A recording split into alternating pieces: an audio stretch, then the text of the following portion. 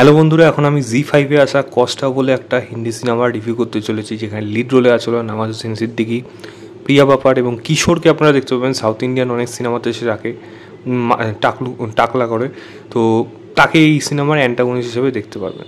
সত্যিকারের ঘটনার অবলম্বনে এই সিনেমাটা বানানো হয়েছে এবং যদি বলি ঘটনাটা 1989-90 এই সময় ঘটনা। কস্টাও যে একজন কাস্টম অফিসার, যে একটা রেড করতে গিয়ে হঠাৎ করে এই যে মেন অ্যান্টাগনিস্ট আছে তার ভাইকে খুন করে ফেলে। এবার এই খুন করার পর তার লাইফস্টাইলে কী কী চেঞ্জেস আসে, এই যে মেন যে অ্যান্টাগনিস্ট, সে যে স্মাগলার এত বড়, সে কি ধরা পড়ে এবং কস্টাকে নিজেকে বেকুশ বলা যায় যে সে নিজে নির্দোষ, সে কি সে প্রমাণ করতে পারবে। সেখানে তার ফ্যামিলির সাথেই বা কী কী ঘটনা ঘটে এবং তার ফ্যামিলি ডাইনামিক্সটা কীভাবে কোন জায়গায় গিয়ে দাঁড়ায়, এর থেকে বেশি জানতে হলে আপনাকে জি5-এ গিয়ে এই সিনেমাটা দেখতে হবে। দেখুন, আমি যদি বলি যে দেখুন এটা সত্যিকার ঘটনার উপর বেস করে যেমন এই সিনেমাটা বানানো, তা আমার মনে হয় একবার আপনারা এই সিনেমাটা দেখতে পারেন। সিনেমার মধ্যে ভালো দিকও রয়েছে, খারাপ দিকও রয়েছে। ভালো দিক কী জিনিসগুলো এখানে দেখুন, নাবাজ যেরকম পারফরমেন্স করে সে সেরকম দিয়ে দিয়েছে, তবে এই সিনেমার থেকে আমি আরও বেশি চাইছিলাম, কিন্তু সেই জিনিসটা আমি এখানে পাইনি।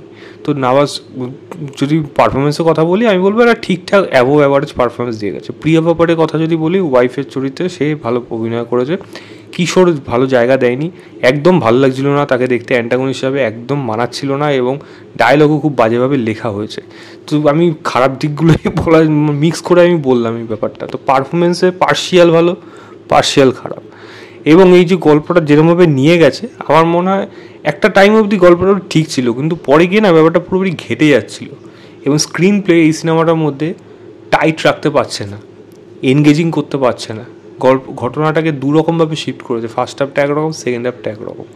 তো কিছু জায়গায় ভালো হচ্ছে, কিছু জায়গায় খারাপ হচ্ছে, কিছু জায়গায় ড্র্যাগ ফিল হচ্ছে, বোর লাগছে। যখন এই জিনিসটা বারবারই দেখে আসছিলো, নওয়াজুদ্দিনের এক মেয়ে রয়েছে, তার ছোট্ট মেয়েটি, তার অভিনয় আপনার ভালো লাগবে, কিন্তু আপনি যখন এই ফ্যামিলির ব্যাপারে দেখবেন, এই যে মানুষটার সাথে যে এতগুলো ঘটনা ঘটছে, তো তার যে ফ্যামিলির ইমোশনাল সাইডটা যেরকম দেখানোর প্রয়োজন, এখানে কিন্তু সেগুলো উঠে আসে না। বরং অ্যান্টাগনিস্টের যে সাইডটা আছে সেখানে তবু কিছুটা জিনিস এখানে দেখার চেষ্টা করা হয়েছে। তারও একটা ফ্যামিলি আছে, তারও দিক রয়েছে, যদিও তার দাদা এখানে কিশোরের রোলটা সেটা খুব বাজেভাবে লেখা, কিন্তু অ্যান্টাগনিস্টের যে ওয়াইফের চরিত্রে যিনি আছেন তাকে বারবার এখানে দেখানো হচ্ছে, সেখান দিয়ে তাদের একটা ইমোশনাল সাইড কিন্তু গল্পের মধ্যে উঠে আসছে, সেটা অদ্ভুত, সেটা ভালো লাগছে। বাট মেন প্রোটাগনিস্টের ব্যাকগ্রাউন্ডটা বা বলা যায় তাদের ক্যারেক্টার ডেভেলপমেন্টটা এই কাজের মধ্যে ভালো হয়ে উঠছে না, যার জন্য সেটা দেখতে একটু অড লাগছে। এবং যদি আমি বলি কস্টিউম হোক বা সেট ডিজাইন হোক, সেইগুলো কিন্তু সেকেলের মতো বেশ ভালো রকমভাবে করা হয়েছে, সেইগুলোর দিক থেকে ভালো। এখানে লো বাজেট কাজ, সেটা কিন্তু পরিষ্কার বোঝা যায়। আমি যদি ডায়লগের কথা বলি, ডায়লগও বলবো এখানে ঠিকঠাক রয়েছে। এখানে অ্যাকশানও আবার করতে পারে, এখানে কাস্টম অফিসার সেগুলো দেখানো হচ্ছে, সেইগুলো দেখতে খারাপ লাগছে না। তো এরকম পার্শিয়াল ভালো, পার্শিয়াল খারাপ, এরকম জিনিসটা এই সিনেমাটার মধ্যে হয়ে গেছে। আর ক্লাইম্যাক্সও যেই হাই পয়েন্ট বা ক্লাইম্যাক্স যেটা মেন যে কোর যদি সিনেমার থেকে মিসিং থাকে, এই ক্যারেক্টারটাকে যদি ফিলই করতে না পারি, তো তার লড়াইটা কীভাবে অনুভব করব, তার জিতটা কীভাবে আমরা সেলিব্রেট করব, সেটাই হয়ে ওঠে না, যেটা কিন্তু এই সিনেমাটা একটা বিশাল বড় করে ভুগতে চলেছে আগামী দিনে। এবং এইটুকু পরিষ্কার বোঝা যাচ্ছে, দেখুন এই ধরনের সিনেমা বানানো হয় জাস্ট ওই সিক অফ কন্টেন্ট হিসাবেই। ভালোভাবে বানালে এই সিনেমাগুলো কিন্তু ভালোভাবে প্রেজেন্ট করা যেতে পারে, কিন্তু বাট সেগুলো তো হয় না। তো এই সিনেমাটা আমার কাছে একটা strictly average kind of cinema.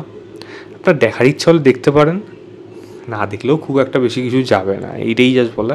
Expectation ছিল যেহেতু নওয়াজুদ্দিন সিদ্দিকীর সিনেমা, তো আবার সত্যি ঘটনা অবলম্বনে একটা ঘটনা, তবে সব কিছু না ঠিকঠাকভাবে দেখাতে পারিনি। তো প্রেজেন্টেশন ওয়াইজ, এক্সিকিউশন ওয়াইজ সেটা কিন্তু খুব একটা ভালো হতে পারেনি সিনেমাটা। আমার কাছে সিনেমাটা অ্যাভারেজ সিনেমা, ম্যাক্সিমাম আমি সিনেমাটা 2.5 দেবো আউট অফ 5। বলবো যদি দেখার ইচ্ছা হয় তাহলে জি5 গিয়ে দেখতে পারেন। তো এই ছিল আমার ওভারঅল রিভিউ কস্টা বলে সিনেমাটা। ভিডিওটা ভালো লাগলে লাইক শেয়ার, চ্যানেলটাকে অবশ্যই সাবস্ক্রাইব করবেন। বাই।